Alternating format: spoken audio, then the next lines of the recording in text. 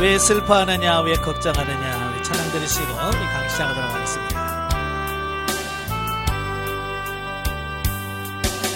왜 슬퍼하느냐, 왜 걱정하느냐, 뭘 두려워하느냐, 아무 염려 말아라. 큰 어려움에도 큰 아픔이 있어도 이젠 아무 걱정하지 마. 내가 널 붙들어주리. 내가 너와 항상 함께 하리라. 내가 너를 지키리라. 실망치 말고 나를 보아라. 나는 너의 하나님이라.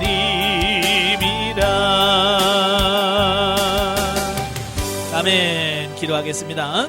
은혜로우신 아버지 감사합니다. 오늘도 우리를 사랑해 주셔서 훈련의 장소로 인도하시고 출애굽기의 말씀을 같이 상고할 수 있도록 은혜 주셔서 감사합니다. 오늘도 말씀을 나눌 때 그 말씀들이 살아있는 말씀이요 생명의 말씀이 될 수 있도록 성령님 도와주옵소서. 시종을 맡겨오며 예수님의 이름으로 감사하며 기도합나이다. 아멘. 예, 이 시간에는 출애굽기 교재 211쪽입니다. 211페이지 보시면 출애굽기 16장이 나오게 되어져요. 16장의 내용은 이제 만나가 내려지기 시작하는 부분을 말씀해 주고 있는데요. 자, 1절부터 20절까지 보면 만나와 메추라기. 출애굽기 14장과 15장에 보면 이스라엘 백성들이 간간히 불평의 소리가 많이 나와요. 그죠? 예, 그런데 문제는 뭐냐면 16장부터 들어가게 되면 좀 더 이게 더 심화가 돼요. 습관이 되는 거죠. 불평하고 원망하는 것도요 습관이 되더라고요. 한 번 하고 두 번 하면 자꾸 늘어요. 예, 그러니까 아예 처음부터 하지 마셔야 돼요. 예, 그러니까 살아있는 거 다 성장하죠. 마찬가지 이 죄성도 살아있어요. 그래서 한번 원망하고 불평하면 이게 점점 커지고 더 심해진다는 사실을 우리가 기억하셔야 돼요. 그래서 문제는 뭐냐, 커지기 전에 내 안에 있는 쓴뿌리들을 십자가에서 처리함으로 말미암아서 그런 부분에서 자유함을 받아야지, 그렇지 않으면 계속해서 이게 나올 수밖에 없는 어떤 이런 부분들을 보게 돼요. 자, 즉 백성들은 거듭되는 광야 여정에서 그들의 음식이 없음을 한탄하기에 이릅니다. 사실 우리 인간에게 있어서 제일 중요한 게 뭐예요? 그렇죠, 의식주, 먹고 사는 거잖아요. 그죠? 212페이지입니다. 예, 먹고 사는 거 이게 제일 중요하죠. 사람뿐만 아니라 이 세상에 살아있는 모든 생물체를 먹고 사는 거, 이게 아주 기본이에요. 그런데 이스라엘 백성들이 광야에 나왔는데요, 먹을 것이 떨어졌다는 거예요. 저는 제가 말씀드렸지만 그 고생이란 지역에서 가나안 땅까지 천천히 가도 일주일이면 충분히 갈 수 있는 거리예요. 예, 그 블레셋 땅으로 가면 일주일이면 갈 수 있는, 일주일 안에 그냥 그 200에서 250만 명, 300만 명이 간다 할지라도 일주일이면 갈 수 있는 거리예요. 그래서 아마 이스라엘 백성들은 한 달치 가져가면 충분하겠지라고 생각했을 거예요. 그죠? 일주일 거리니까 더 여유 있게 한 달치 식량 챙기면 될 줄 알았거든요. 그래서 한 달째 챙겨왔는데 이 시간이 점점 길어지는 거예요. 시간이 점점 길어지니까 애굽에서 가지고 나왔던 양식이 어떻게 되겠어요? 다 떨어진 거예요. 한 달 거밖에 안 되니까, 한 달 되니까 먹을 게 뚝 떨어진 거예요. 큰일 났죠? 왜냐하면 광야는 먹을 것도 하나도 없잖아요. 그죠? 먹을 것도 하나도 없지, 뭐 구할 것도 하나도 없지, 빨간 모래밭에서 뭘 구하겠어요? 그러니까 여러분 같으면 어떡하겠어요? 여러분들이 믿음이 좋으니까 또 하나님 주시옵소서, 그래서 그렇게 기도하겠죠. 그러나 이스라엘 백성은 아직 그런 믿음이 없는 거예요. 믿음이 없으니까 뭐 큰일 났죠. 왜? 먹을 게 떨어졌으니 이제 뭐 어떻게 구합니까? 구할 것도 없죠. 그러니까 거기서부터 원망하고 불평하기 시작한 거예요. 그때 하나님께서는 그들의 불평을 사랑으로 응대하시며 하늘로부터 만나와 메추라기를 공급해 주실 것을 약속하십니다. 그리고 곧바로 어때요? 성취시켜 주시는 이런 부분들을 보게 되죠. 예, 그러니까 하나님은 약속하시면 어떻게 하냐? 반드시 성취하시는 분이에요. 내가 준다 그러면 주시는 분이에요. 아시겠죠? 그러니까 하나님 원망하거나 불평하지 마시라 그 말입니다. 자, 이러한 배려로서 하나님은 그들에게 죽음의 땅 광야에서 생명을 보존하는 유일한 길이 당신을 의지하고 따르는 것임을 조용히 가르치셨다라고 하는 거예요. 예, 그러니까 음식이 중요한 것이 아니라 하나님 안에 모든 것이 있다는 어떤 그런 믿음, 그것이 더 중요해요. 하나님 안에는 다 있다는 거예요. 여러분도 마찬가지. 하나님 안에는 다 있다는 믿음이 생기면 우리가 어떤 상황에서도 하나님 원망하거나 불평하지 않아요. 근데 하나님이 이거 주실 수 있을까? 이 설마 이런 하나님에 대한 믿음이 없으면 그때부터 이에서 불안하죠. 불안하니까 입에서 자꾸 입술이 가만히 안 있어요. 불안하면 입에서 뭔가 움직이고 싶어. 입이 움직이고 싶은데 좋은 쪽으로 움직이겠어요? 안 좋은 쪽으로 움직이겠어요? 그렇죠. 안 좋은 쪽으로, 불평하는 쪽으로 입이 움직인다 그 말이에요. 그래서 입에서 자연적으로 불평이 나올 수밖에 없는 거예요. 하나님 안에 뭐가 모든 게 다 있어요. 하나님 안에. 실로 하나님은 오늘도 광야 같은 이 세상을 살아가는 우리들에게 보이지 않는 손길로 일용할 양식을 공급하시어 우리를 생존케 하신다. 아멘. 예, 그러니까 지금도 마찬가지예요. 지금도 내가 돈으로 벌어서 먹고 산다고 생각하시는 분이 많은데요. 아마 대부분이 그렇게 생각할 거예요. 그러니까 목회자들도 목회하면서 늘 물질로 걱정하는 이유가 뭐냐면 하나님이 우리를 먹여주시고 입히신다는 어떤 그런 신앙이 아니라 내가 어떻게 해서 먹고 살아야 된다라고는 어떤 그런 의식이 여기 남아있어요. 그러니까 그게 사로잡히면 불안한 거예요. 그래서 뭔가를 해야 될 것 같고 무슨 일을 안 하면 내가 굶어 죽을 것 같고. 여러분 해보세요. 여러분 일 안 해도요 하나님께서 다 먹여주시고 입혀주십니다. 예. 근데 그거는 믿음이 없으니까 문제. 여기서 오해하면 또 일하면 안 되는가? 아니에요. 일을 하세요. 일을 하시지만 정말 중요한 우리 가치관은 뭐냐? 내가 벌어서 먹고 산다는 게 아니라 하나님께서 내게 모든 것을 공급해 주신다는 그 믿음이 필요하다 그 말이에요. 아시겠죠? 그러니까 그런 믿음이 생기면 어떤 이런 육신의 일 가지고 아웅당할 필요 없어요. 그냥 하나님께서 주신 것 안에서 일거리 주시면 일하고 없으면 놀고 쉬면서 또 영적으로 재충전하고 이러면 돼요. 그런데 그게 안 되면 늘 불안한 거죠. 한편 본문의 만나는 계시의 성취적 측면에서 인류의 생명을 위해 하늘로부터 친히 이 땅에 내려오신 예수 그리스도를 예표합니다. 예, 만나는 내가 생명의 떡이라고 예수님께서 말씀하시잖아요. 그죠? 내가 생명의 떡이다. 바로 구약에서 광야에서의 만나가 바로 예수 그리스도를 예표한다라고 볼 수 있습니다. 야, 여기서 이제 중요한 것은 이런 거예요. 하나님께서 왜 양식이 떨어지게 하셨을까라고 하는 거예요. 하나님은 능력이 많으셔서 그 사르와 과부가 가루통에 밀가루가 떨어지지 않고, 예? 가루통에 가루가 떨어지지 않고 기름병에 기름이 떨어지지 않도록 계속 채워주신 은혜가 있었잖아요. 그죠? 아니 광야에서도 얼마든지 애굽에서 가지고 나온 그 밀가루나 이런 것이 떨어지지 않도록 계속 채워줄 수 없었을까요? 하나님이? 그런 능력 없으셨을 것 같아요? 한단 말이에요. 하나님도 그런 능력이 있으셔요. 근데 왜 안 하셨을까? 왜 애굽에서 가지고 나온 그 음식이 다 떨어지게 하셨을까? 하나님이 계획을 못 하셨을까? 내가 거기까지 생각 못 했다. 하나님이 그러시겠어요? 아니에요. 하나님 이미 다 하신 거예요. 그들이 양식을 가지고 나오지만 그것이 얼마 가지 않아서 떨어질 거라고 하는 것을 하나님은 이미 아셨어요. 그럼에도 불구하고 끌어가신 거예요. 왜? 거기에 대한 대비책이 갖고 계셨고 또 하나님께서 영적 의미를 우리에게 주시려고 하시는 거예요. 이 말이 무슨 말이냐면 이런 거예요. 내가 예수를 믿고 하나님의 자녀가 되면 이제 먹을 양식이 달라집니다. 그죠? 세상에서 나오는 그 양식으로 먹고 사는 게 아니에요.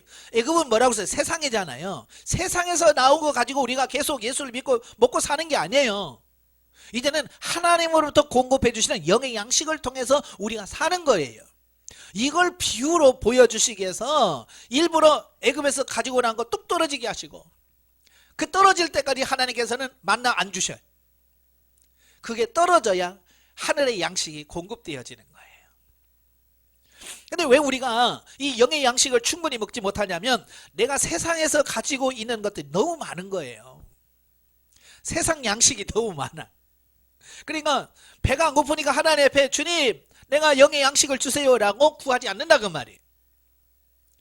그래서 하나님께서 왜 주의 종들이나 신실하게 믿는 사람들에게 자꾸 세상적인 것이, 세상적인 물질이라든 이런 걸 자꾸 이렇게 떨어지게 만드시는가? 의지하는 게 달라지는 거예요. 그래서 신명기 8장 3절에 그러죠. 이건 떡으로만 사는 것이 아니라 하나님의 입에서 나오는 모든 말씀으로 사는 줄 너희로 알게 하시려고 하신대. 분명한 하나님의 의도를 가지시고 이렇게 하신 거예요. 아시겠죠? 그리고 오늘날도 마찬가지예요. 나중에도 말씀드리겠습니다만, 내 돈 잘 있단가 갑자기 떨어지게 하셔요. 그 뭐냐? 우리를 변화시키려고 하시는 하나님의 의도가 그 안에 담겨져 있는 거예요. 그러니까 잘 되다가 안 되면, 아, 하나님 무슨 뜻이 있겠구나 이 속에. 아버지 뜻이 무엇입니까? 우리는 그걸 놓고 기도하실 줄 알아야 돼요. 근데 그걸 기도하지 못하면 결국 입에서 나오는 게 뭐냐면, 하나님 그럴 수 있습니까? 어떻게 나한테, 이거 불평하고 원망할 수밖에 없는 거예요. 하나님의 의도를 정확하게 인식하고 기도하고 구할 수 있는 그런 삶이 되셔야 됩니다. 아시겠죠? 자, 두 번째 단락은 21절부터 30절까지인데요. 이제 만나와 안식일 준수 문제예요.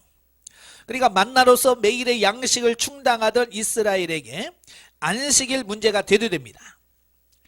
그래서 만나 공급이 있은 지 6일째 되는 날 백성들의 뜻밖에도 평일보다 2배의 만나를 거두게 됩니다. 기대 이상의 수확에 당황한 이스라엘 두령들이 곧장 모세에게 진상을 보고하게 되고, 모세는 계시된 바 있는 안식일 규례를 가르칩니다. 그래서 안식일 전날에 2배를 준다. 그러니까 그때는 안식일 거 이틀치 것을 취하라 라고 하는 그 규례를 정해 주시죠. 자, 이러한 안식일 규례를 통해서 하나님은 먹고 마시는 일로 인해서 하나님 경외하는 일을 경홀히 여겨서는 안 된다는 사실과, 안식일과 같은 거룩한 규범을 준수하는 자에게는 넘치는 은혜로 축복해 주실 것을 분명히 가르쳐 주신다라고 하는 사실이에요. 그러니까 안식일에는 만나가 안 내려요. 그럼 안식일은 굶나? 아니에요. 그 전날에 하나님께서 안식일까지 충분히 이틀치를 공급해 주신다라고 하는 사실이에요. 이 말은 오늘날 우리도 마찬가지. 오늘 주일 성수하면 우리는 굶어 죽나? 안 죽는다 그 말이에요. 그죠? 주일 성수하면 굶어 죽어요? 안 굶어요. 내가 밥 먹기 싫어서 안 먹으면 모를까, 없어서 못 먹지는 않게 하신다면 하나님께서 채워주신단 말이에요. 근데 사람들은 그런 믿음이 없단 말이에요. 그래서 마치 주일날 일을 하지 않으면 도태되는 것 같고요, 세상에서 동 떨어지는 것 같고 굶어 죽을 것 같고 하는 이런 그런 마음이 드니까 결국은 뭐냐, 안식일에 주일날 일하러 가는 거야. 이게 뭐냐, 믿음의 차이란 말이에요. 믿음이 있느냐 없느냐라고 하는 거예요. 아시겠죠? 예. 그래서 하나님은 결코 우리를 굶기실 만큼 능력이 없는 분이 아니라는 사실이에요. 하나님은 다 능력이 있어. 그럼 우리가 가끔 굶게 하시죠? 왜요? 그걸 통해서 우리를 훈련시킬 목적으로 굶게 하신 거예요. 저도 이제 영성훈련하면 목회를 하면서 처음에는 하나님께서는 굶게도 하시더라고요. 예, 진짜 먹을 것 있어서 굶게도 하셔. 근데 그건 뭐냐, 나를 처리하고, 정말 신명기 8장 3절에 말한 것처럼 사람의 떡으로만 사는 게 아니라 하나님의 입에서 나오는 모든 말씀으로 살 거라는 사실을 여기서 정말 인식하도록 하기 위해서 하는 그런 차원에서, 훈련 차원에서 떡이 떨어지게 하시고 굶게도 하시고, 예? 그렇게 하시는 거예요.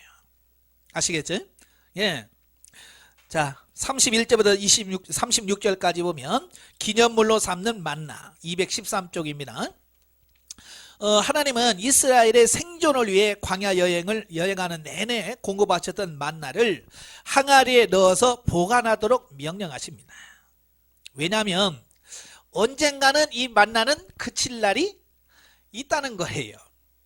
자, 그래서 하나님께서는 그 그칠 때가 있기 때문에 이걸 기념으로 딱 해서 하나님께서 주신 거라고 하는 어떤 그런 기념품을 삼기를 원하셨다라고 하는 사실이에요. 여러분, 하나님께서 은혜로 주신 것은요, 때가 있어요. 그래서 가나안에 들어가면 만나가 그칩니다. 우리도 마찬가지예요. 신앙생활 할 때에 처음 초보적인 단계 때는 하나님께서 우리 먹을 거 입을 거 다 공급해 주셔요. 근데 가나안에 딱 들어가게 되면 하나님께서는 그걸 딱 끊어버리셔요. 더 이상 공짜는 없습니다. 그래서 가나안에 들어가면요, 그러니까 이제 여호수아서를 보면 이스라엘 백성들이 광야를 통과해서 요단을 건너요. 요단을 건너서 길갈에서 유월절을 지킵니다. 유월절을 지키면서 그들이 가나안 땅에서 나온 음식을 처음 먹어요. 그때부터 뭐가 되냐? 하늘에서 만나가 그쳐요. 이제 그때부터는 만나가 그쳐요. 그다음부터는 어떻게 먹고 사냐? 이제 그 땅에서 심고 거두는 것으로 먹고 사는 거예요. 그러니까 우리가 성장하고 자라서 먹고 사는 것도요, 우리가 영적으로 얼마큼 성장하는다에 따라서 이게 달라집니다. 아시겠죠? 가나안에서는 공짜 없어요.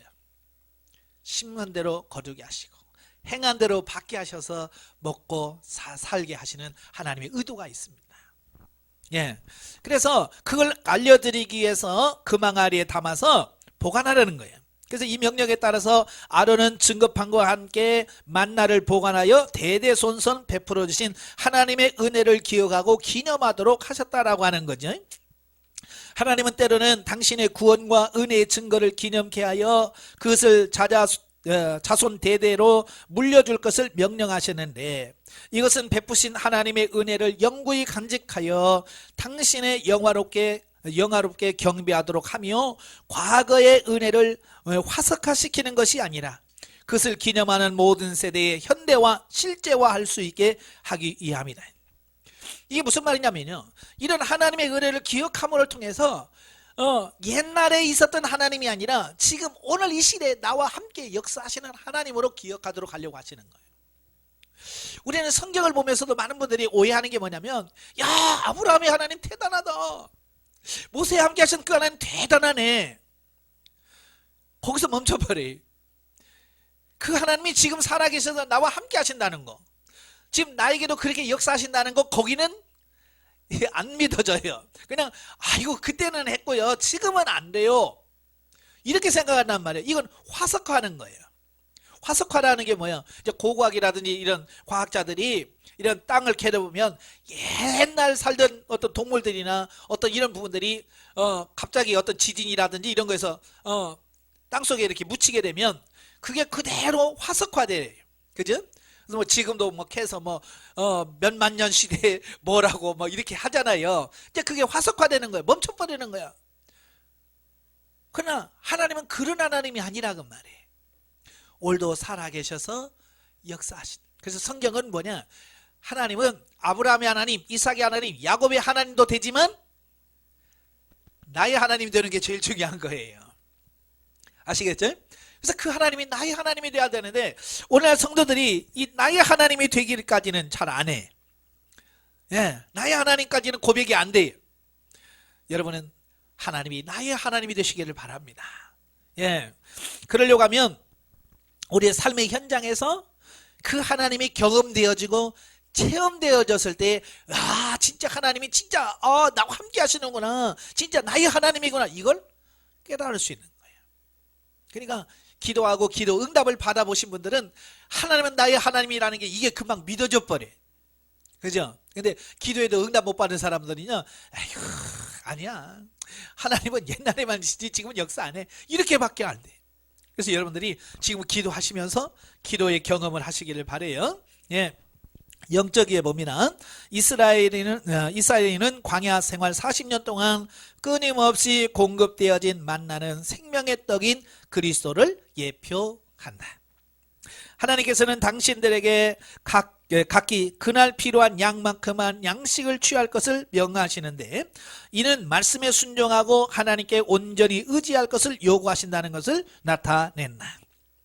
그러니까 쌓아두지 말고 매일매일 하나님을 의지하고 하나님과 동행하는 그 삶에 초점을 맞춰야 된다 이야기를 하고 있는 거예요. 근데 욕심이나 의심은 모두 육신적인 것으로 하나님의 일을 방해할 수밖에 없을 것이다.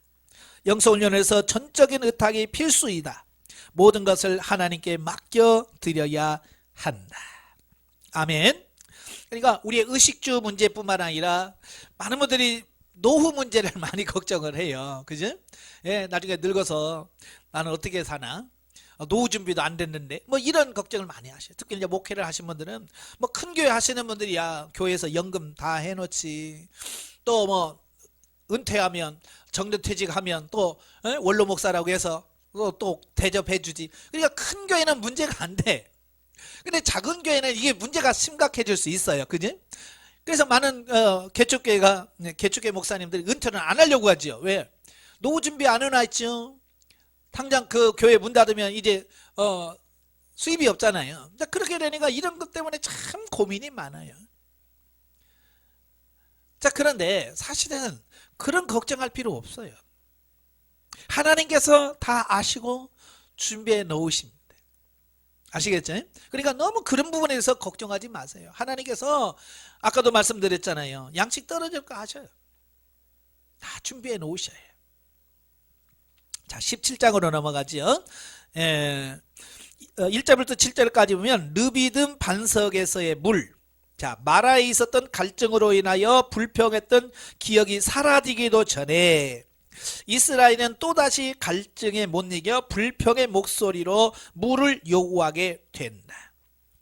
자, 여러분, 이 르비딤이라는 지역은 원래 물이 많은 오아시스 지역이에요. 예, 그래서 광야를 여행하던 사람들도 이 르비딤에 와서 쉬기도 하고 물도 먹고 거기서 물도 보충해서 가고 그냥 늘 그러던 지역이에요. 자, 그런데 문제는 뭐냐면 왜 평상시는 물이 많았었는데 왜 이스라엘 백성들이 도착하자마자 물이 없어졌을까? 우리들의 생각은 좀 반대죠. 여러분의 생각은 어때야 돼요? 반대로 되죠. 물이 없다가 우리가 가니까 물이 펑펑 나와야죠. 우리가 생각하는 것은 항상 그런 거예요. 그래 안 그래요? 그런데 하나님은 반대예요. 역사가 물이 있었어. 물이 있었는데 그들이 딱 가니까 물이 떨어져. 이게 하나님의 역사인 거예요. 왜 하필 그때에?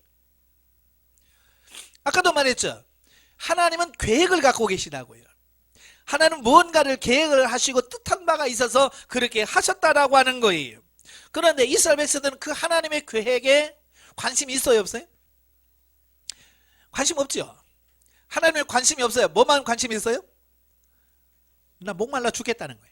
예, 내 현실 문제만 가지고 우리는 그것 가지고 막 안달복달하는 거예요. 하나님께서는 먹을 게 없을 때는 뭔가 계획하신 바 있고 하나님의 뜻이 있는 거예요. 물이 마르게 하시는 것도 마찬가지예요. 왜? 하나님의 능력이 없어서 물이 없게 하신 거 아니잖아요. 그들로 하여금 처리할 걸 처리하시고 영적인 의미로 뭔가를 그들에게 가르쳐 주시려고 한 건데 그걸 깨닫지 못하니까 그들은 거기서 또 원망하고 불평하는 거예요.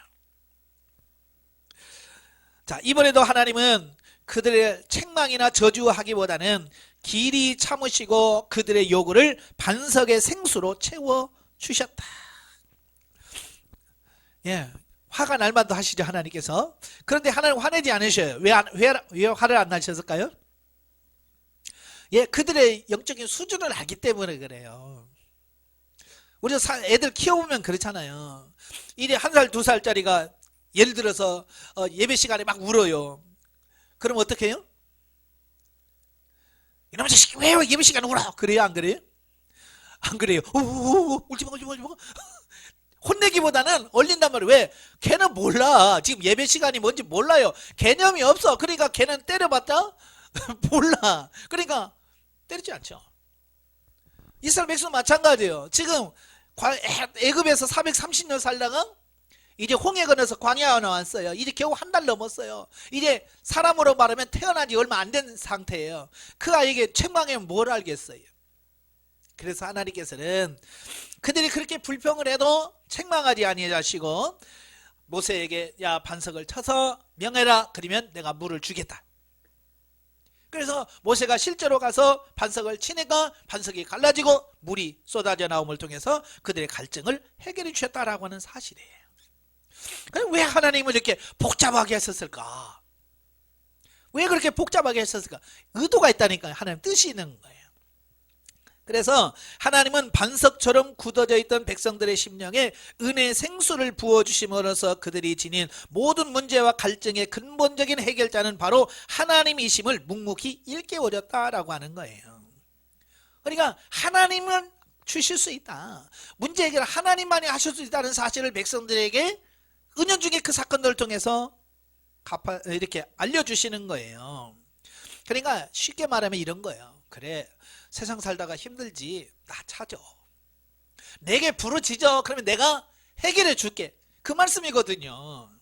백성들에게 그걸 가르쳐 주는 거예요. 근데 이스라엘 백성들은 하나님께 구하지 않냐고? 뭐부터 있다고요? 원망하고 불평했다고 말이에요. 그러니까 오늘 여러분들에게 우리에게 주신 말씀이거든요. 제발 좀 원망하지 마라. 불평하지 마라. 그냥 기도해. 구해. 그럼 내가 줄게. 그 말씀과 똑같은 거거든요. 자, 한편 사도 바울은 본 사건을 신약적 맥락으로 해석을 하죠. 그래서 르비딤에서의 반석은 생수의 근원 대신 예수님을 의미합니다. 아시겠죠? 이 반석은 예수 그리스도예요. 이 반석은 예수 그리스도다. 그리고 그 반석에서 나오는 물은 신령한 음료. 요한복음 4장에서 뭐라고 그랬어요? 성령. 예. 그러니까 구약에서도 이미 이런 사건들을 통해서 하나님께서 이걸 말씀해 주시는 거예요. 반석이 되신 예수 그리스도와 우리의 심령을 회복시켜주고 우리의 갈증을 해결해주는 성령님의 역사, 이것을 가르쳐 주려고 하신 거예요. 그래서 일부러 하나님께서는 물이 많은 지역에 물을 마르게 하시고 물이 없게 하시고 그걸 통해서 깨닫게 하셨다는 사실을 보게 되어집니다. 그러니까 이제는 여러분들이 어떤 문제가 생기면 하나님 원망하고 불평하기보다는 우리가 하나님 앞에 의문을 가지셔야 돼요. 하나님, 이걸 통해서 내게 뭘 가르치시려고 하세요? 이걸 통해서 하나님, 내가 뭘 깨닫기를 원하십니까? 이걸 하나님께 질문하고 우리를 변화시키시려고 하나님께 그렇게 하신다는 거예요. 아시겠죠? 그러니까 우리에게 어떤 고난이 오면 그냥 아무 의미 없는 고난은 없어요. 하나님께서는 그 고난 속에 의미를 갖추고 있는 거예요. 저도 예전에 참 어려울 때마다 습관적으로 이게 불평이 되더라고요. 예. 입에서 그냥 하나님 왜 그러십니까? 왜 나만 갖고 그래? 그러면서 하나님 왜 얼마나 그런지 몰라요. 근데 지나놓고 보니까 야, 하나님께서 이런 계획을 갖고 계셨구나. 이런 의미에서 나에게 이런 고난을 주셨구나. 제가 전에도 잠깐 말씀드렸지만 제가 예전에 신학교 1학년 때 무릎을 다쳤어요. 오른쪽 무릎을 다쳐서 8년간을 목발지고 살았어요. 그러니까 신학교 다니는 동기들은 제 얼굴은 몰라도 목발은 기억합니다. 왜? 맨날 목발지고 다녔으니까. 그러니까 지금 만나면 구아래로 훑어봐요. 왜요? 그 옛날 죽고 다니던 목발은 어디 가고 이렇게 멀쩡하게 걸어 다니니까 이상하게 쳐다보는 거예요. 예? 저는 그 8년 동안에 얼마나 하나님 원망했는지 몰라요. 하나님, 나 왜? 예. 내가 다른 것도 하는 것도 아니고 내가 목사가 되겠다고 신학생인데 왜 나를 다치해서 이렇게 만드십니까? 그때 당시에는 이해가 안 되더라고요. 도무지 이게 이해가 안 되는 거야. 아프던 사람이 건강해서 신학하고 목사가 되어야 이게 막 할렐루야인데 나는 반대였어요. 건강했는데 신학교 들어가가지고 다쳐가지고 완전 목발 집었으니까 이건 그때 내 가치관은 이해가 안 되는 거예요. 도대체가 이게 뭐냐? 그런데 세월이 지나놓고 영성훈련하면서 깨닫게 하시는 게 뭐냐? 그게 나를 낮추시고 나를 겸손하게 하시고, 예. 자, 이걸 가르쳐 주셨더라고요. 그래서 결국 오늘날 내가 있게 하신 그 부분이 뭐냐? 그 사건들을 통해서 그 고통이 오늘날 나를 만들었던 거예요. 만약에 그런 고통이 없이 내가 막 건강해서 막 방방 뛰었다고 한다면 지금 내가 어느 자리에 있을까? 8년 동안 하나님께서 목발 짚고 다니면서 그렇게 겸손하게 만들었어도 요모양 요꼴인데, 만약에 그런 과정을 거치지 않아서 막 천방지축으로 막 뛰는 나를 그대로 놔뒀다면 지금 내가 뭐 하고 있을까요? 저는 아마 지금 운동권 목사가 됐을 거예요. 운동권 목사라는 뭐예요? 맨날 오늘 날씨 좋은데 족구나 합시다. 축구나 합시다. 제가 운동 좋아하거든요. 잘하지는 못해도 좋아해요. 그러니까 맨날 목사님을 모아가지고 오늘 축구나 하죠, 뭐 족구나 하죠. 그랬을 거야. 근데 지금 족구를 못 하거든요. 못 차니까. 제가 원래 족구 잘했어요. 근데 다리 다치니까 인공관절 수술하니까 공을 차면 내가 병원에 가야 돼. 그러니까 공을 봐도 못 찹니다. 그러니까 아예 못해, 안 해요. 그러니까 밖으로 막 운동하러 뛰어다닐 수밖에 없는 나를 자리에 앉혀서 꼼짝 못하니까 성경 보게 하시고 기도하게 하셔서 오늘 저를 만드신 거예요. 그러니까 그때는 그렇게 하나님 원망하고 불평했는데 지금은 너무 하나님께 죄송하고 송구스러워서 깨닫고 보니까 너무 하나님께 죄송한 거예요.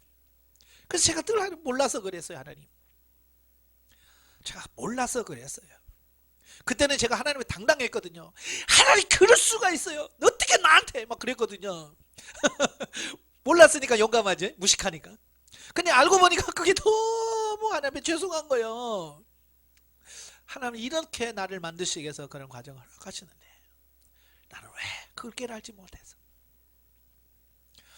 근데 지금 성도들을 보면, 목회자들 보면 옛날 제 모습을 보는 똑같이 그 모습을 보는 것 같아요. 그래서 막 하나님 원망하고 막 하나님 보면 우스워요. 제가 아이고, 언젠가 철이 들겠지, 언젠가는 알겠지, 언젠가는 그게 하나님의 은혜였다고 고백할 날이 오겠지. 그런 소망을 가져요. 혹시 여러분 지금 힘들더라도요, 지금만 보지 마세요.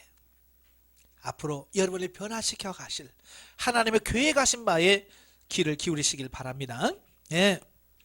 8절부터 16절까지 보면 아말렉과의 최초의 전투입니다. 자, 르비는 반석의 생수 사건으로 흩어진 전열을 가다듬은 이스라엘 앞에 출애굽 이후 최초의 대적인 아말렉이 등장을 하게 됩니다. 자, 이에 이스라엘은 당황하지 않고 기도로서 영적 전투를 수행하는 동시에 용맹으로서 육적 전투를 훌륭히 수행함으로써 마침내 큰 승리를 얻게 되어지죠. 자, 이스라엘 백성은 이제 느비딤에서 목말라서 하나님 원망하다가 반석에서 물이 나왔어요. 그러니까 문제가 해결됐죠. 문제가 야 좋다 그러고 있는데 갑자기 아말렉이라고 하는 족속들이 전쟁을 하게 되는 거예요. 쫓아오는 거예요. 추격을 합니다. 그래서 이스라엘 백성들은 이제 그들과 싸울 수밖에 없는 어떤 이런 부분들이에요. 사실요, 이스라엘 백성들은 지금 전쟁 준비가 하나도 안 돼 있거든요. 그죠? 그저 그들은 뭐요? 출애굽 해가지고 나온이라고 뭐 칼이라도 뭐 챙겼을까요? 전쟁 무기라도 제대로 챙겼을까요? 왜냐하면 그때는 노예 생활이니까 맨날 뭐 꽃게기질하고 흙리기에서 벽돌 굽고 막 이 일만 하니까, 그죠? 원래 노예들에게는 무기는 안 줍니다. 왜요? 무기 주고 훈련시키려면 얘네들이 반란을 일으켜 무섭잖아요. 그러니까 아예 노예들은 군사훈련 같은 걸 안 시켜요. 그러니까 이스라엘 백성들은 죽도록 일만 했지 뭐 진짜 뭐 칼싸움을 해본 적도 없고 활쏘기를 해본 적도 없어. 싸워볼 이런 게 없어요. 그러니까 당황할 수밖에 없죠. 예. 그때에 모세가 뭐라고 그래요? 나는 산에 올라가서 기도할 테니까 여호수아에게 너는 사람을 택해서 그들과 나와서 싸워라 라고 말씀하는 거예요. 자, 그래서 그 전쟁에서 승리를 하게 되어지는데요, 그 전쟁을 통해서 우리에게 가르쳐주는 교훈이 있어요. 첫째 뭐냐? 전쟁의 승패는 인간의 능력에 있지 않고 하나님의 손에 의하여 결정되어진다는 사실이에요. 조금 전에 말씀드렸죠? 이스라엘은 전쟁 준비가 전혀 안 돼 있다니까요. 군사훈련 받아본 적도 없고요, 무기도 제대로 갖추지 않았고요, 지금 뭐요? 전시 상황도 아니고요, 지금 피난 와서 어떻게 하면 가나안에 들어가는 이 생각만 하고 있는 때예요. 이게 아무런 준비가 되지 않는데도 불구하고 그 전쟁에서 승리케 하셨어요. 누가 하신 거예요? 예, 하나님이 하셨다. 그러니까 사실은 내가 아무것도 없을 때 하나님이 하셨어요, 그 고백이 나오는 거예요. 내가 모든 것을 갖추고 있으면요, 하나님이 하셨다라고 말하지 않아요. 내가 했다라고 말합니다. 그러니까 교회 개척을 할 때도 그래요. 교회 개척을 내가 가진 돈이 많아가지고 그냥 뭐 교회 건물 하나 탁 사고, 예? 막 그래서 시설 쫙쫙쫙 하고 그러면 하나님의 교회가 아니에요. 내 교회예요. 왜? 내 돈 들여서 내가 했으니까 내 거야. 자, 그런데 보세요. 월세 계약할 것도 없는데 아버지 계약금을 주세요. 계약금 주세요. 그래서 계약금 주죠. 계약금만 있으면 됩니까? 또 시설해야죠. 아버지 시설비가 없습니다. 시설비 주세요. 그러면 하나님 공급해서 시설비 합니다. 또 월세 없어요. 그럼 월세 주죠. 그래서 그렇게 하면 뭐냐? 아, 이 교회는 내 교회가 아니라 하나님의 교회라. 이런 인식이 생기는 거예요. 그래서 하나님께서 대부분을 보면 여유 있어가지고 개척하거나 목회하도록 하지 않으셔요. 이게 힘들게 하셔요. 그게 뭐냐? 하나님이 하셨다. 내가 한 게 아니고 하나님이 하셨다. 이걸 고백할 수밖에 없게 만드시는 거예요. 아시겠지? 그러니까 돈 없는 거 너무 그거 가지고 막 불평하지 마세요. 예. 저도 예전에는요, 저도 개척하면서 뭐 형제들도 원망하고 부모님도 원망한 적이 있거든요. 왜냐면 동기들 보면 부모가 돈이 많아가지고요, 뭐 전세 해줬다, 전세로 교회 해줬니, 아예 사줬니, 뭐 이런 말도 가끔씩 들리잖아요, 동기들 중에. 그러면 우리 부모는 왜, 나는 흙수저라서 부모가 뭐 돈도 못 도와주지, 뭐 이런 거잖아요. 그죠? 그러니까 그런 부분에서 또 뭐 형제, 누구는 뭐 형제가 뭐 차 사줬니, 뭐 교회 할 때 뭐 얼마 내줬니, 뭐 이런 말 하는데 우리는 안 하죠. 그러니까 형제가 말이죠, 진짜 맞나 할 정도로 이런 생각이 들었을 때가 있었어요. 전에는 몰랐으니까. 그런데 지나놓고 보니까 그게 다 하나님의 은혜였더라, 그 말이에요. 그러니까 자랑할 게 없는 거야. 지금까지 와도 내가 뭘 한 게 있어야지. 그냥 하나님께서 주신 건데, 그러니까 내가 뭐 나타난 게 아니라 하나님밖에 나타났어. 이거 하나님이 하셨어요. 하나님이 주신 거예요. 라고밖에 고백하지 못하게 하시는 거예요. 이 전쟁도 마찬가지예요. 하나님이 하셨대. 자, 두 번째로 신앙생활은 이율배반적인 것이 아니라 상호 보완, 조화, 일치되어야 한다는 얘기예요. 자, 이게 무슨 말이냐면 요 모세가 그러죠. 나는 기도하러 갈게. 너는 싸우러 가라. 이게 조화예요. 이게 조화. 그러니까 전쟁이라는 것은 싸우러 가는 사람이 있어야 되고 기도하러 가는 사람이 있어야 되는 거예요. 여러분의 교회도 그래요. 항상 기도하는 사람이 있고 일하러 가는 사람이 있어요. 이 둘이 항상 존재하는 거예요. 근데 가끔 보면 우리 목회자가 실수하는 게 뭐냐면 일하지 말고 기도해. 일하지 말고 기도해라고 하는 거예요. 그 말만 하는 분도 있어요. 물론 기도가 중요하죠. 그러나 보세요. 모세가 야, 우리 다 기도하자, 기도만 하자, 이게 아니잖아요. 내가 기도할 거다. 너는 가서 싸워라. 그러니까 교회 안에서도 마찬가지예요. 성도들에게 일할 사람들은 일할 수 있도록 만들어줘야 돼. 일해야죠. 그러나 기도할 사람들은 기도해야죠. 그래서 기도해야 될 사람이 일하러 갈 때 그건 아니다. 그걸 가르쳐줘야죠. 예? 기도해야 될 사람이 일하러 갈 때는 권사님은 기도해야지 왜 일하러 가냐. 이걸 제대로 가르쳐줘야 돼. 그래서 사명, 소명, 달란트를 정확하게 인식을 하고 그렇게 가도록 잘 목양하는 게 이게 목회자가 할 일이에요. 여러분, 기도만 해서 안 돼요. 일만 해서도 안 돼. 아시죠? 항상 이게 조화가 이루어져야 되는 거예요. 기도도 하고 일도 하고 교회에서도 기도하는 사람이 있고 일하는 사람이 있고 이게 조화가 이루어져야 돼. 근데 교회는 맨날 싸워요. 일하는 사람들은 뭐라고 그래요? 야, 기도만 한다고 되냐? 그러죠. 너 기도하는 사람 뭐라고 그래? 일만 하면 되냐? 이런단 말이에요. 이거 서로 그렇게 싸울 일이 아니에요. 서로 같이 해야 돼. 일하는 사람은 기도하는 사람에게 나를 위해서 좀 기도해달라. 그죠? 나를 위해서 기도해달라. 그래서 기도 제목을 주고 기도할 수 있는 사람에게 기도할 수 있게끔 하고, 뭐요? 내가 열심히 벌어서 돈 벌었으면 어떻게 해야 돼요? 기도 부탁한 사람은 줘야 되잖아요. 이 사람도 먹고 살아야 될 거 아니에요. 근데 우리는 뭐예요? 기도 부탁만 하지? 기도 부탁만 하지 그 사람이 먹고 살 수 있도록 뭘 해줘요, 안 해줘요? 안 해줘. 그러니까 이 사람 기도하다가 먹고 살기 힘드니까 아이고 나도 돈 벌러 가야지 가버리는 거야. 이게 구약시대에 레위 족속들이 성전에서 봉사해야 되는데 봉사하다가 다 내팽개주고 다시 막 간단 말이에요. 왜요? 예, 일반 백성들이 11조를 안 해요. 11조 안 하니까 나오는 게 없잖아요. 그러니까 이 레위인들이 이게 굶어 죽겠다. 그럼 이거 어떻게 해야 되지? 이래야 되지. 그래서 하나님께 봉사하는 일 그만두고 돈 벌러 다니는 거예요. 그 종교적 타락이 일어나게 되는 거예요. 그래서 항상 교회에서는 그래요. 일하는 사람은요, 열심히 일해서 돈 벌어서, 예, 기도하는 사람들 교회 공급하는 사람을 공급해줘서 그들로는 기도하게끔 해서 이게 잘 이루어져야 되는 거예요. 근데 그걸 모르는 거예요. 그걸 잘 가르쳐야 됩니다. 자, 그 다음에 셋째, 합심기도는 대적에 맞선 성도에게 있어 최고의 무기다라고 하는 거예요. 여러분, 모세 이때 나이가 80세가 넘었잖아요. 그죠? 80세예요. 80세 부르심을 받았고요. 그 가서 했으니까 80살이란 말이에요. 80세 된 노인이 손을 들고 기도한다는 게 쉽겠어요, 어렵겠어요? 아, 그 젊은 우리도 한 5분 넘어가면 팔이 빠져. 손 들고 기도해 보시면 알 거예요. 성령이 붙으시면 하루 24시간을 손 들고 기도하죠. 이렇게 성령에 붙들지 않으실 때는요, 이 팔이 얼마나 무거운지 몰라요. 80 먹은 노인네가 손 들고 하나님 앞에 기도합니다. 근데 희한한 것은 뭐냐? 모세가 손이 들고 기도하면 이스라엘이 이겨. 그래서 모세가 힘들어서 아이고 손이 내려가면 막 이스라엘이 져서 막 쫓겨다녀. 그래서 아이고 주여 하고 손을 넣으면 또 이스라엘 막 이기고, 이게 반복되어지는 거예요. 예.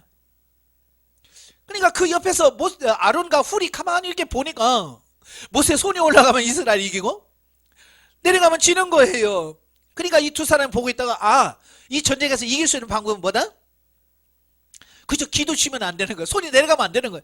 이 손을 들었다라고 하는 말은 기도한다는 말이고, 손이 내려갔다는 말은 기도를 그쳤다, 멈췄다, 그 얘기거든요. 그러니까 기도를 하면 이겨요. 근데 기도 쉬면 져요. 근데 이걸 여러분들이 경험하셔야 됩니다. 예. 그래서 기도하면 교회가 잘 되고요. 기도하면 뭐가 돼요. 근데 기도 쉬면 안 되게 돼 있어요. 그래서 그걸 보고 내가 기도가 쉬었구나, 내가 기도가 멈췄구나, 이걸 깨닫고 기도를 빨리빨리 해가는 삶이 되셔야 되겠죠. 예. 그러니까 옆에 있던 아론과 훌이 안 되겠다. 그래서 돌을 굴러다가 놓고 모세를 거기다 앉히고, 예? 서로 한 팔씩 붙들고 같이 기도해 주는 거예요. 이게 협력기도예요. 합심기도, 협력기도를 말합니다. 교회에서도 그러잖아요. 혼자 기도하면 얼마나 힘들어요.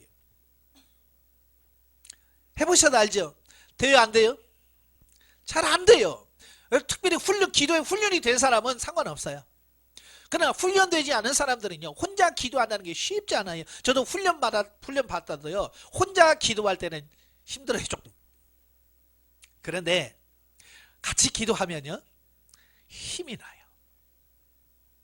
저는 이제 새벽에도 기도할 때 저 혼자 기도하는 게 있잖아요. 집사람하고 같이 기도하면 더 힘이 납니다.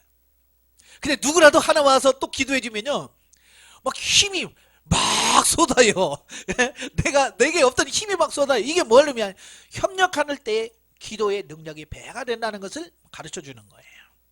그러니까 여러분들도 좀 목회자들도 같이 모여서 기도하는 이런 모임을 갖고요, 그래서 정말로 같이 기도해서 힘을 얻어서 그 충전되어진 그 힘을 가지고 목회지에 가서 그 성도를 끌어갈 수 있는 삶이 돼야 돼요. 제가 너무 안타까운 게 뭐냐면 이 목회자들이 기도할 힘이 없어요. 그러니까 교회 가서 기도를 끌어가는 이런 힘이 없는 거예요. 그러니까 규모 기도를 가도 설교 시간이 길어지죠. 왜 설교 시간이 길어집니까? 기도가 부담되는 거예요. 기도를 끌어가는 게 부담이 되는 거예요. 그러니까 어때요? 이 얘기 저 얘기하면서 설교를 길게 하고 기도 시간은 짧게 몇 마디 하고 그냥 주기도면 끝내버리고 죽도록 끝내버리는 거예요. 그러니까 성도들이 금요 기도하면 기도하러 왔잖아요. 새벽 기도면 기도해야죠. 나는 기도에 대해 설교 길게 하는 사람 이상해요. 그렇잖아요? 짧게 설교하고 이 말씀 붙들고 우리 기도합시다. 그래서 기도할 수 있는 시간을 충분히 주고, 예? 그래야 돼요. 근데 그렇게 못하는 이유가 뭐냐? 그 기도의 한 시간을 쫙 끌어갈 수 있는 그 힘이 없는 거예요. 그러니까 성도 힘드는 거예요. 그래서 여러분들이 기도 힘을 기르셔야 돼요.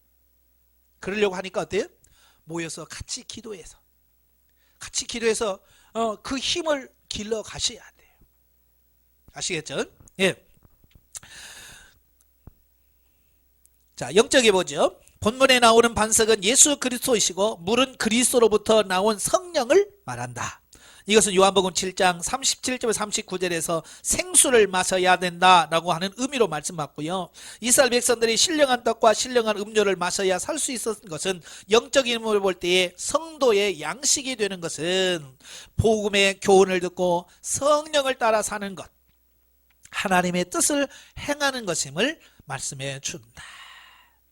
그러니까 육의 양식은, 예, 우리가 세상에서 일해서 먹는 거지만 영의 양식은 뭐예요? 하나님의 말씀이 양식이에요.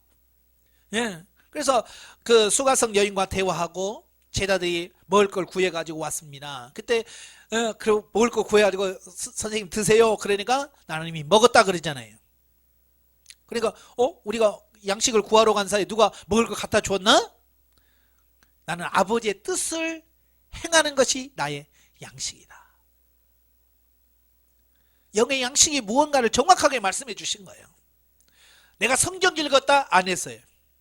내가 아버지의 뜻을 행하는 거예요. 말씀대로 순종하고 사는 거예요. 이게 양식이 되어지는 거예요. 그래서 저는 그래, 항상 성경을 읽는 것은 음식을 만드는 레시피를 아는 거다. 예. 그러면 순종하는 건 뭐냐? 그 레시피를 이용해서 음식을 요리해서 먹는 거다. 저는 그렇게 말해요. 그래서 성경만 읽어서는 안 돼요. 읽고 그 말씀대로 순종하고 사는 데까지 가야 돼요. 아시겠죠? 자, 18장으로 가죠. 이제 18장은 이드로가 모세를 방문합니다. 모세는 출애굽 직후 자신의 장인인 이드로와 제의를 하게 되죠. 자, 이때 이드로는 출애굽을 승리로 이끈 모세에게 축도하고 자신에게 맡겨놨던 모세의 처자들을 그들에게 돌려줄 목적으로 모세를 방문합니다. 자, 이때 모세는 장인의 방문을 받고 그에게 출애굽을 승리로 이끄신 하나님의 놀라운 권능을 전언함으로써 이드로의 입에서 하나님께 대한 참신앙을 고백하도록 하는 신앙적 개가를 얻게 된다. 여러분, 이때 모세가 그 이드로에게 그 출애굽 사건을 이야기할 때 어떻게 했겠어요? 막 흥분해가지고 하나님 말이죠, 막 나일강을 피로 변하고 막 이런 거 할 때 얼마나 신났겠어요. 왜? 생생한 자기가 경험하고 체험한 것을 얘기하니까. 설교가 그런 거예요. 주석 때 뒤지거나 남의 설교집 베껴가지고 하는 설교는요, 생명력이 없어요. 내가 경험하고 내가 체험한 하나님을 전할 때 거기서 확신이 있는 거예요. 모세가 얼마나 그 이드로에게 막 흥분해가지고 얘기를 했겠어요. 너무 좋아. 그러니까 이드로가 꿈을 넣고, 야, 진짜 하나님은 대단하시구나. 사실 이드로는 하나님에서 알긴 알지만 명확하게 모른단 말이에요. 근데 이 모세의 경험을 이야기함을 통해서, 야, 니네 하나님이 진짜 참 하나님이시다 라고 고백하도록 만드는 거예요. 그러니까 뭐가 중요하냐? 여러분 자신이 먼저 말씀을 경험하고 체험하는 게 중요한 거예요. 하나님을 경험하고 체험하는 게 중요한 거예요. 예, 아시겠죠? 그래야 여러분이 경험하고 체험한 설교를 했을 때 그게 힘이 되는 거예요. 자, 실로 하나님의 은혜와 구원을 체험한 자는 그것을 자신뿐만 아니라 그 이웃에게도 나눔으로써 하나님이 기뻐하시는 바 하나님의 영광의 도구요 복의 전달자로서 살아가야 한다. 예, 우리도 경험을 하고요, 경험한 그 하나님에 대해서 전할 수 있는 그런 삶이 되어야 된다 그 말이에요. 예. 13절 27절까지 보면 이스라엘의 행정 조직 개편에 대한 말씀을 해요. 자, 사이 모세를 방문한 이드로는 모세가 이스라엘을 통치하는 데 있어서 여러 비능률적인 면들을 목격하게 됩니다. 그러니까 하루 종일 재판하는 모습을 보는 거예요. 그러니까 장인의 입장에서 사이가 아침부터 막 다 벌벌 내면서 그 수많은 사람 막 줄 쫙 서 있고 그들에게 막 재판해주는 모습을 보면 너무 안타까운 거예요. 그래서 조언을 해주는 거예요. 효과적으로 그 일을 할 수 있도록. 따라서 그는 미디안 족속을 효과적으로 다스렸던 자신의 경험을 바탕으로 모세에게 이스라엘의 행정 및 사법 전반에 걸친 개혁안을 제시합니다. 경험해 봤잖아요. 이드로는 제사장이고 족장으로서 많은 사람들, 뭐 큰 나라는 아니지만 이렇게 마을을 끌어가는 어떤 그런 역할을 했잖아요. 그러니까 사람을 다뤄보다 보니까 행정에 대해서 열려있는 분이거든요. 그러니까 그걸 조언할 수 있는 거예요. 또 모세는 그것을 수용을 합니다. 이게 중요한 거예요. 정말 목회자 중에 어려운 사람이 누구냐면 남의 말 죽어도 안 듣는 사람 있잖아요. 남이 말하면 안 듣는 사람, 이거 진짜 어려운 거예요. 물론 사람 말만 들어서 막 귀가 너무 얇아가지고 팔랑거려가지고 이 사람이 이 말하면 그래? 이 사람이 그래? 그것도 어렵지만 정말 기도하면서 성령을 통해서 조언하면 받아들일 수 있는 삶이 되셔야 되는 거예요. 예? 모세는 얼마든지 아유 노인이냐 뭐니 뭘 한다고 그래, 얼마든지 그럴 수 있다고 말이에요. 모세가 80이니까, 나이가 80이니까 이드로는 몇 살이었겠어요? 장인이니까 100살 정도 되셨겠죠. 예. 그러니까 얼마든지 아이고 세대 차이가 나네, 9세대네 라고 할 수 있잖아요. 그런데 모세는 그러지 않는단 말이에요. 그 조언을 받아들인단 말이에요. 예. 그래서 여러분들도 누군가가 기도하면서 말하면 그 말을 잘 가슴에 새기고 하나님께 다시 기도하면서 주님 어떻게 하면 좋겠습니까? 하고 기도하면서 그걸 실천해가는 그런 삶이 되셔야 돼요. 이러한 조직 개편을 통해서 이스라엘 내에 유능한 일꾼들이 선민 공동체를 위해 헌신의 영역을 더욱 넓혀갈 수 있었다. 그러니까 그 이스라엘 백성들이 60만 3,550명이에요. 그 많은 사람들 중에서 인재가 있겠어요, 없겠어요? 얼마나 많겠어요. 지금 세계에서 노벨상을 제일 많이 받은 민족이 유대인이잖아요. 똑똑한 민족들이에요. 그러니까 그 안에는 얼마든지 유능하고 똑똑한 사람들이 많이 있을 거란 말이에요. 근데 모세가 그걸 안 찾았던 거예요. 이 안에 일꾼이 있다는 걸. 근데 이제 그 일을 하려고 하니까 어때요? 일꾼들이 나오게 되는 거니까 인재를 찾게 되는 거야. 여러분도 마찬가지. 여러분 목양지에 보면 인재들이 있어요. 예, 교회 2명이라도 그 안에 인재가 있어요. 10명이면 10명 안에 또 인재가 있어요. 쓸만한 일꾼들이 있어요. 그러니까 그들이 해야 할 일을 정확하게 인식하고 파악해서 그들이 할 수 있도록 밀어주는 거예요. 키워주는 역할을 해야 돼요. 근데 보통 보면 그 인재를 막 깔아 뭉개버려요. 뭘 한다고 그래, 내 말만 들어. 그래서 그냥 내 말만 듣고 내 지시만 받고 그냥 이렇게 하기를 원하는, 그래서 그 안에 있는 정말로 하나님의 일을 많이 할 수 있는 부분들을 놓치게 만드는 경우가 많이 있어요. 그래서 우리가 이런 부분들을 좀 잘 기억하시고요. 인재를 찾아내는 게 어찌 보면 목회자가 할 일이에요. 그래서 인재들 발굴해서 그들에게 할 수 있도록 그 일들을 맡겨서 할 수 있도록 하는 거예요. 백성들은 신속하고 능률적인 행정사법의 혜택을 누릴 수 있게 되었다. 그러니까 모세 혼자 있을 때는 일이 안 되잖아요. 그죠? 예. 근데 여러 사람이 막 나눠서 하니까 일이 쉽죠. 그래서 모세도 이제 다른 사람이 해결할 수 없는 문제들만 해결하니까 모세도 여유가 있고, 여유가 있다 보니까 어때요? 하나님과 교제할 수 있는 시간, 또 다른 것을 돌볼 수 있는 시간들이 충분해지는 거예요. 목회도 마찬가지예요. 목사 혼자 탁 짊어지고 끙끙대다 보면 정말 해야 될 걸 못할 때가 많잖아요. 그럴 때 교인들에게 나눠줘요. 이건 집사님이 하고 이건 권사님이 일을 하고, 그래서 이렇게 나눠주고 내가 좀 여유가 있으면 그 여유 있는 시간을 가지고 성경 보고 기도해서 내 영적인 부분을 잘 갖출 수 있는 그런 부분이 되셔야 돼요. 예. 그러니까 너무 바빠가지고 기도할 시간까지 없으면 이건 목회 정말 어려운 거예요. 이를 통해서 하나님의 나라를 세우는 데는 한 사람의 탁월한 독주보다 많은 사람이 합심, 협력하는 공동의 사역이 더욱 아름답고, 또한 하나님은 각 사람의 지혜와 경험을 사용하시어 당신의 뜻을 이루어 나가신다는 것을 알게 된다. 그러니까 나 아니면 안 돼라는 어떤 그런 생각부터 내려놓으셔야 돼. 서로 협력해서 그 일을 감당할 수 있는 삶이 돼야 돼요. 아시겠죠? 참 이게 참 어려운 거예요. 아직도 교회 안에서 이게 안 돼. 내가 세워져야 돼. 나만 해야 돼. 뭐 이런 것들이 많이 있어요. 그래서 저도 참 이 일꾼을 세워서 그 일을 맡긴다는 게 쉽지 않더라고요. 왜냐면 성도들끼리 서로 질투하고, 누가 하나 세워지면 막 또 성도들이 막 질투해서 잡아먹으려고 그래. 그러니까 이게 안 돼요. 그러니까 결국은 뭐냐, 영적으로 다 성장시켜서 철이 좀 들게 만드는 게 최우선이에요. 이게 철이 들면 그걸 다 받아들일 수 있거든요. 근데 어린아이가 있으니 어린아이는 도무지 이해가 안 되는 거예요. 그게 그들의 수준에서는. 그래서 여러분이 교회에서 영적으로 잘 성장시켜서 잘 할 수 있도록 하셔야 됩니다. 예? 그러니까 큰 교회나 작은 교회 다 문제가 뭐냐면 이런 거예요. 새로운 분들이 능력이 있는 분이 오면 그걸 쪼아대 가지고는 나가게 만들어 버리는 거예요. 일을 못해요. 왜냐면 그 딱 자리 잡고 있는 사람들이 자기 자리를 안 내놔. 그죠?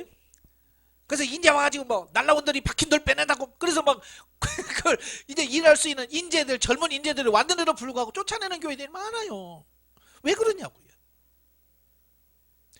교회 안에서도 마찬가지야. 내가 나보다 능력 있으시면 양보해서 그분이 일할 수 있도록 하고, 내가 좀 뒤로 가서 같이 더 협력해서 일이 잘 되도록 할 수 있도록 만들어줘야 돼. 자, 19장입니다. 19장은 시내산 언약 체결 준비가 나옵니다.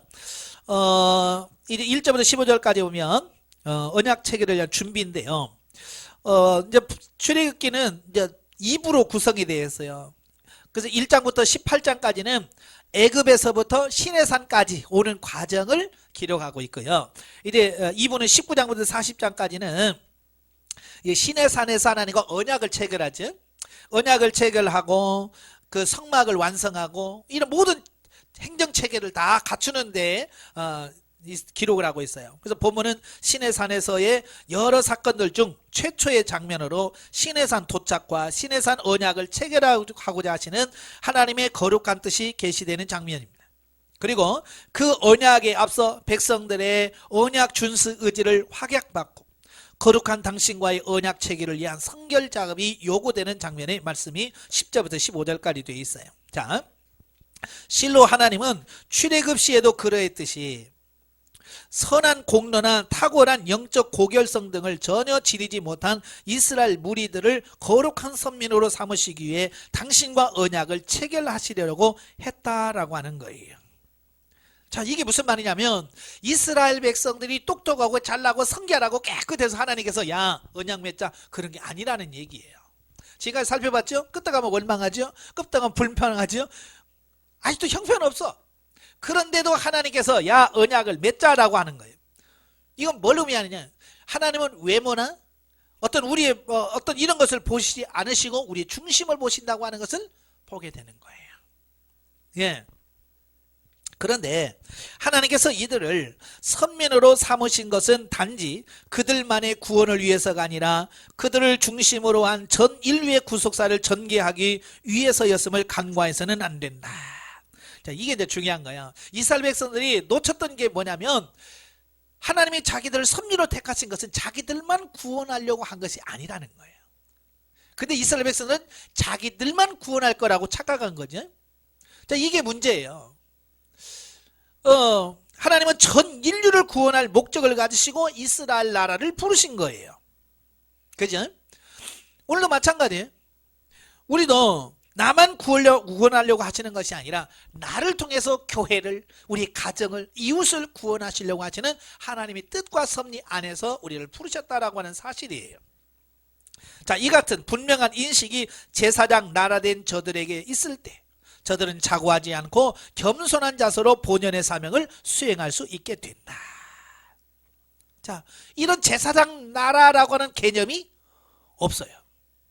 목회자들도 마찬가지고요. 이 제사장 나라가 된다라고 하는 걸 이걸 모르니까 뭐예요? 잘 되면 교만해지는 거예요. 예, 잘 되면 교만해. 안 되면 원망하고 불평하고. 사실은요, 하나님 나라에 들어가면요, 잘 되는 게 없고요, 안 되는 게 없어요. 무슨 말인지 아시죠? 우리가 안 됐어, 아이고 안 되네. 근데 하나님 편에 보시면 안 되는 게 아니에요. 그게 하나님의 입장에서 되어가는 과정이에요. 나 잘 됐어. 그거 뭐 하나님이 잘 되게 하신 건데 뭐.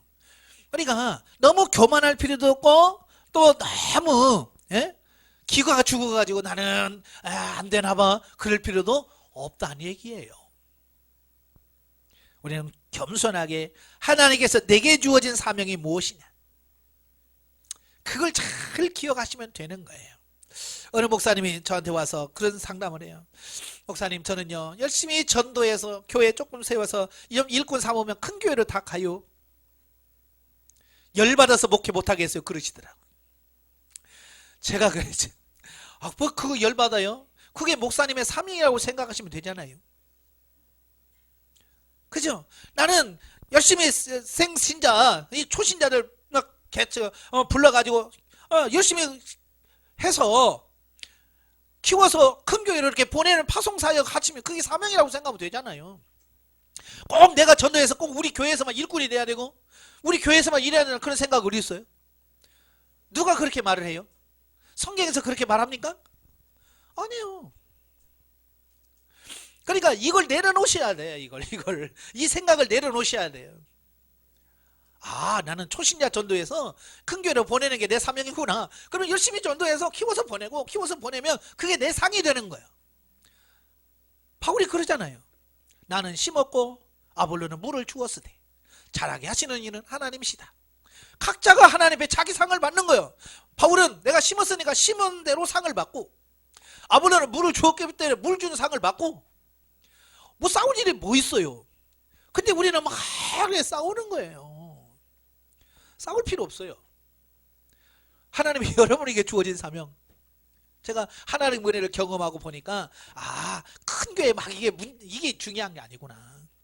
하나님이 나에게 원하는 사명이 뭐냐, 그걸 깨달으니까 평생 한 사람을 놓고 목회를 하라고도 하겠다.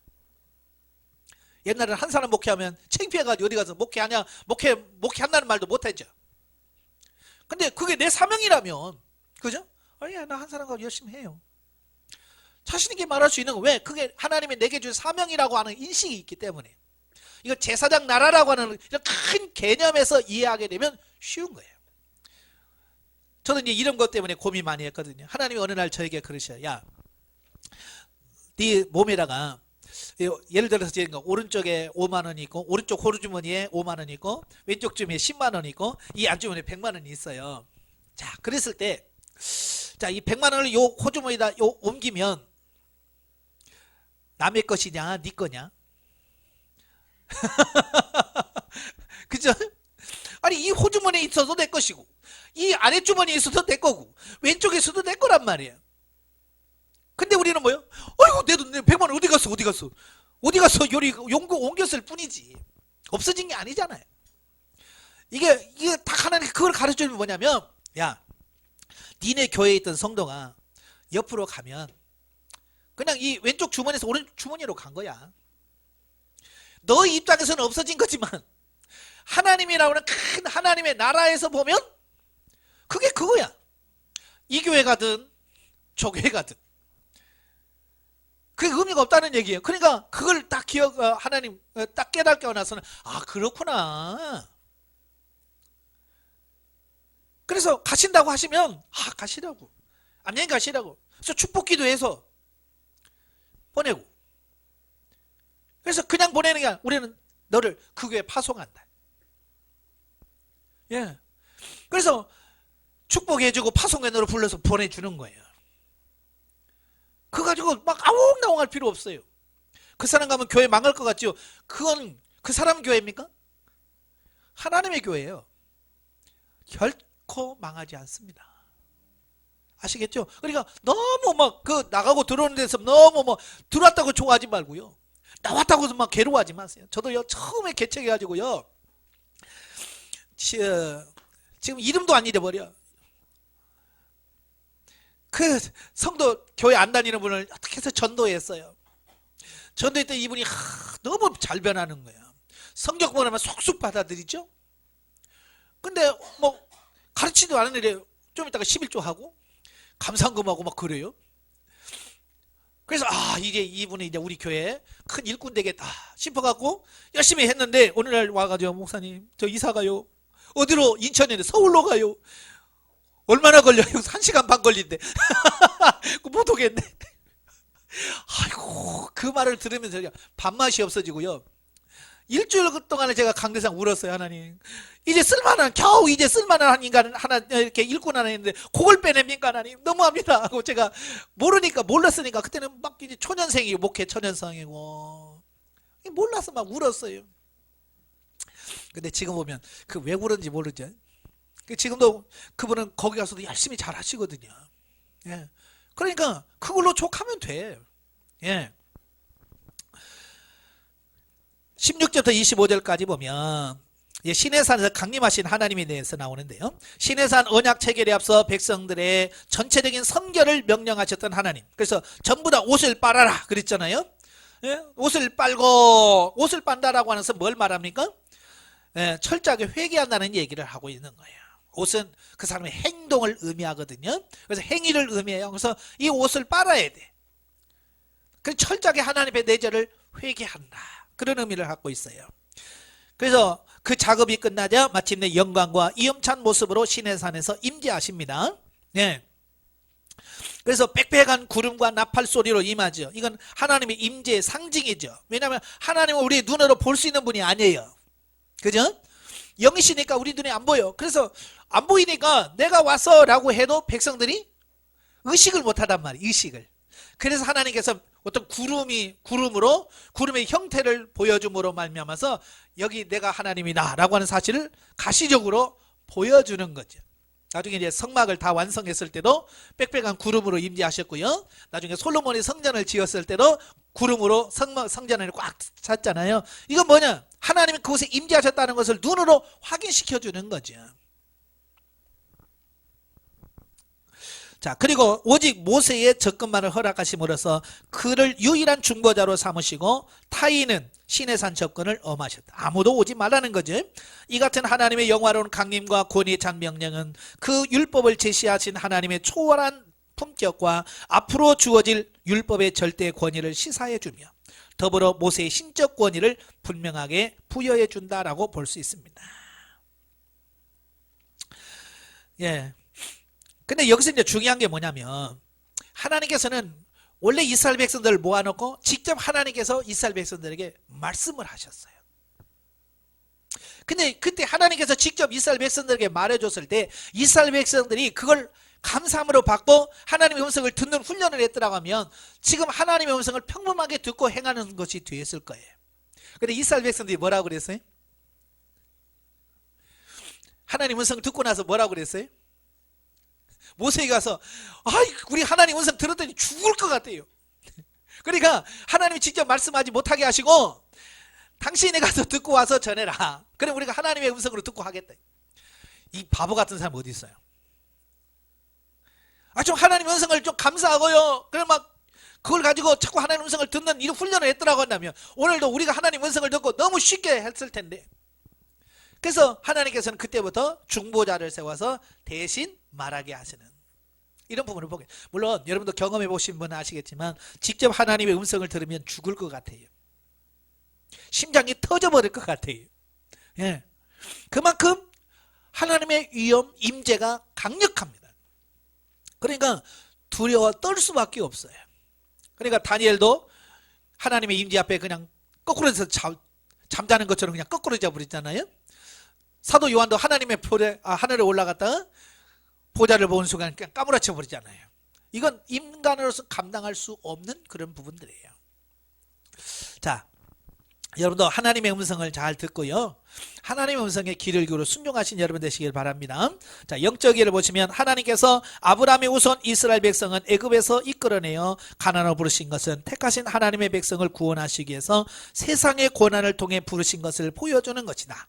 이스라엘 백성들의 광야의 삶은 세상과 하나님 사이에서 갈등하는 성도의 영적 상태를 보여주는 것이다. 그러니까 이 광야는 구원 받아서 가나안으로 들어가는 과정에서 경험하고 체험하고 훈련받고 있는 과정을 우리에게 보여주고 있는 거예요. 그죠? 그래서 누구든지 다 이 광야는 거쳐갑니다. 광야 없이 가나안으로 들어간 사람 아무도 없어요.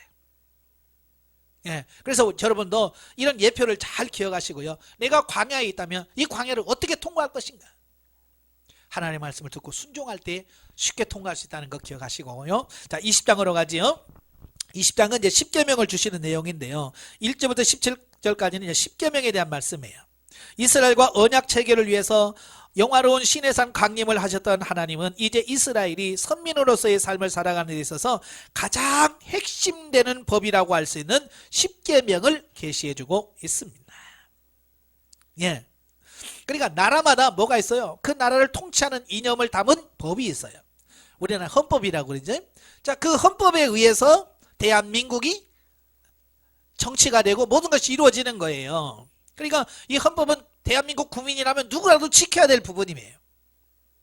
마찬가지로 하나님은 이스라엘을 출애굽시켜서 시내산으로 인도하시고 그들과 계약을 맺습니다. 그 계약 내용이 뭐냐면 나는 너희의 하나님이 되고 너는 내 백성이 되는 거다. 자, 이걸 언약으로 맺으셨어요. 그러니까 우리가 헌법을 지키듯이 이스라엘 백성들이 하나님의 백성이 되었으니까 당연히 하나님의 법을 준수해야 되죠. 알아야, 뭔지를 알아야 지키죠. 그래서 기본적으로 10계명을 그들에게 주신 거예요. 그래서 이 법은 누가 선포하냐? 대통령이 선포하는 거죠. 그러면 선포하면 그게 이제 실행되어지는 거예요. 그래서 하나님이 먼저 백성들에게 선포하지요. 자, 이렇듯 법 10계명의 제정자가 하나님이심과 출애굽 사건에 기초한 10계명 제정과 준수의 당연함을 제시해주고 있습니다. 그리고 이어서 대신관계를 다루고 있는 4가지 계명, 1계명에서 4계명이죠. 그 다음에 대인관계를 다룬 6가지 계명을 기록을 하고 있습니다. 예. 어떤 신학자들은 5계명까지 대신관계로 이렇게 분류하시는 분도 있어요. 예, 1계명부터 5계명 내 부모를 공경하라까지 해서 이건 대신계명이다. 그 다음에 6계명부터 살인하지 말라부터 이건 대신이다. 이렇게 구분하는 사람도 있습니다만은, 예, 그렇게 참고로 마시고요. 자, 이 10가지 계명들은 뒤에 연결된 70여 항목으로 구성된 언약서의 기본 골격으로 이스라엘 백성들의 생활 전반에 걸친 행동 규범의 대강령이라고 할 수 있다. 그러니까요, 10계명은 모든 법의 골격이에요. 핵심입니다. 그러니까 여기서부터 파생되어져서 수많은 법이 생기는 거예요. 우리나라도 있잖아요. 헌법이 있고 헌법에서 민법, 형법, 무슨 법, 무슨 법, 무슨 법 이게 쭉 나눠지잖아요. 마찬가지요. 이 10계명이라는 계명이 10가지 계명에서 뿌리를 내려서 계속해서 여러 가지, 나중에 이제 70여 가지로 또 늘어납니다. 예, 이게 계속해서 거기서 이렇게 뿌리를 뻗어서 나오게 되어지는 거예요. 자, 한편 이 계명들은 하나님께서 당신의 백성을 어떤 부자연스럽고 제한적인 틀에 얽매기 위해 만드신 것이 아니라 이 법의 준수를 통해서 첫째, 당신과 더 깊은 교제를 하게 함으로써 준수자의 영적 육적 풍요를 위해, 둘째는 선민으로서 대속에 물들지 않고 경건을 지속할 수 있도록 하기 위해서, 셋째는 죄로 인해 하나님과 인간과 인간 사이에 상존하는 불화와 부조화를 극복하고 항상 평화롭도록 하기 위해서 제정하신 것이다. 사실 이 법이라고 하는 것은 불편해요? 편해요? 법이라는 건 제약하기 때문에 불편한 거예요. 이거 하지 마라, 이거 하지 마라. 교통법규도 그러잖아요. 그냥 네 맘대로 다녀. 그러면 얼마나 편해요. 돌고 싶은데 획 돌고, 빨리 가고 싶으면 200, 300 막 밟고 가고, 천천히 가고 싶으면 천천히 가고 싶. 근데 그렇지 않잖아요. 고속도로에 가면 여기는 110km 도로, 여기는 100km 도로. 더 이상 가면 적발하면 벌금 내고. 그러니까 이 법이라는 것은 불편합니다. 원래가 불편해. 근데 불편하라고 준 게 아니라 하나님 우리를 보호하시고 우리를 더 영적으로 성장 성숙시키기 위한 과정으로 허락하신 거예요. 나라의 법도 마찬가지예요. 불편하지만 모든 사람들을 평화롭게 하고 이걸 잘 인간관계 이게 잘 되도록 법을 만드는 거거든요. 만약에 그 법이었다면 어떡하겠어요? 힘 있다고 막 가난한 사람을 빼앗아 가지요. 예? 막 고속도로에 가면 막 200km, 300km 달리죠. 그러면 그 속에서 우리가 어떻게 운전하고 살겠어요? 법으로 지정해 놨으니까 그걸 준수하면서 서로가 공존할 수 있도록. 이게 하나님의 법을 주신 목적이라 그 말이에요. 우리에게 유익을 주도록 하기 위해서. 이 계명은 훗날 예수 그리스도 안에서 사랑의 2대 강령으로 승화 발전해 갑니다. 예. 예수님께서는 이 십계명들 너무 많다. 줄이자. 첫째는 하나님을 사랑하고 둘째는 내 이웃을 내 몸같이 사랑하고. 이 십계명을 아예 2계명으로 확 줄여놨어요. 예. 여러분 십계명 다 알아요? 다 기억하십니까? 이 십계명도 잘 글쎄 1계명 뭐 알 것 같은데 정확히 모르는 경우도 있거든요. 그러니까 십계명도 모르는데 나중에 이스라엘 백성은 613가지로 이걸 또 나눕니다. 그 613가지를 너무 또 만들어 놓으니까 자기들 십계명도 잘 모르는데 613가지를 쪼개 놓으니까 또 모른단 말이에요. 그래서 또 중요한 거 또 덜 중요한 거 나누고 막 그러게 인간적인 방법으로 하지요. 어쨌든 이 십계명의 가장 핵심은 뭐냐? 하나님 사랑, 이웃 사랑이다. 그 말입니다.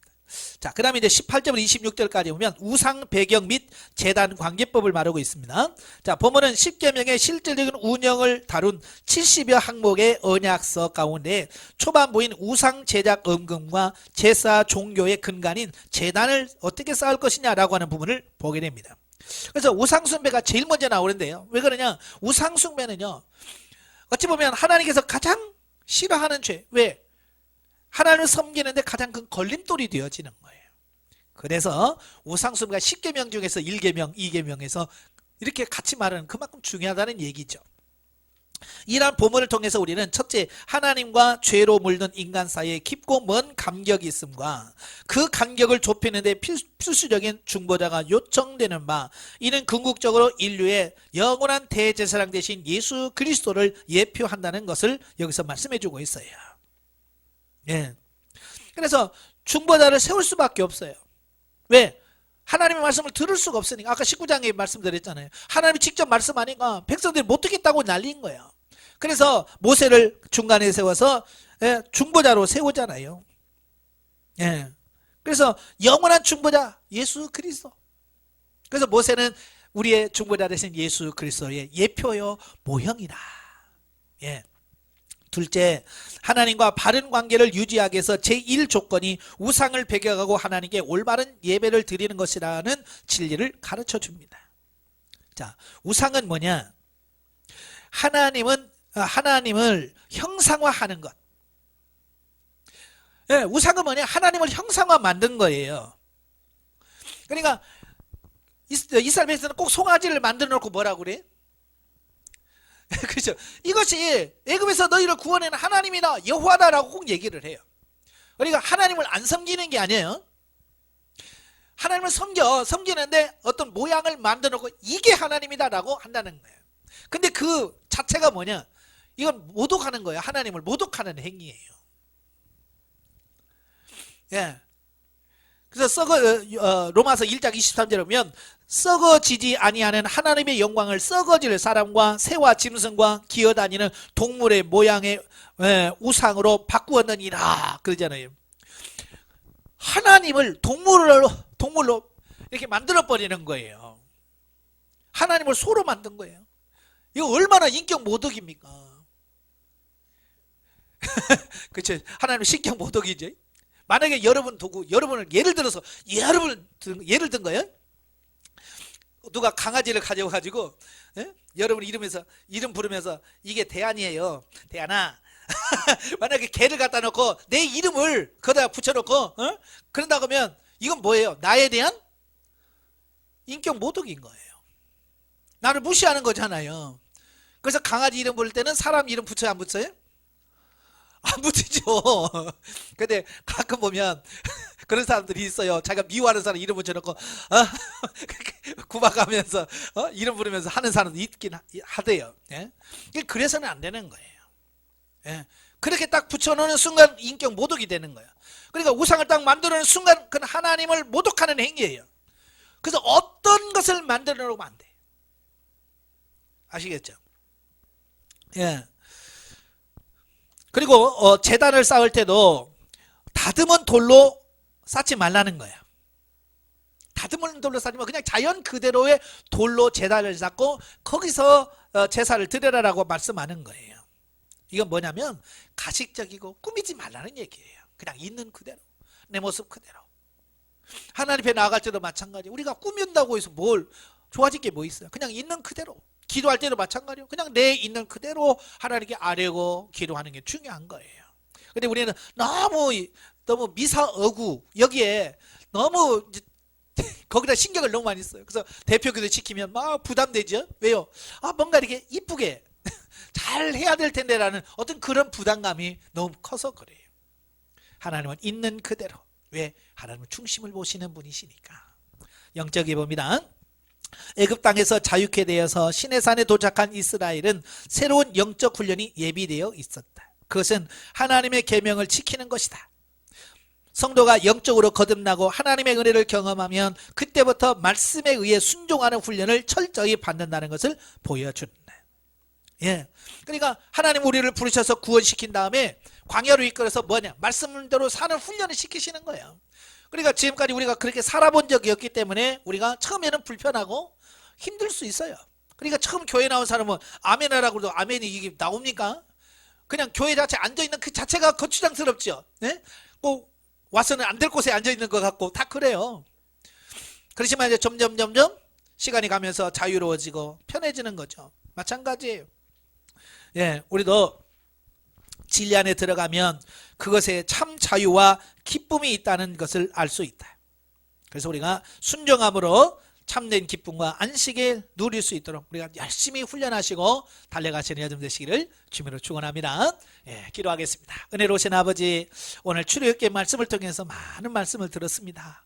그 말씀들이 우리의 영에, 우리의 신비에 새겨지게 알려주셔서 그 말씀대로 사라져지고 움직여지는 우리가 될 수 있도록 도와주시옵소서.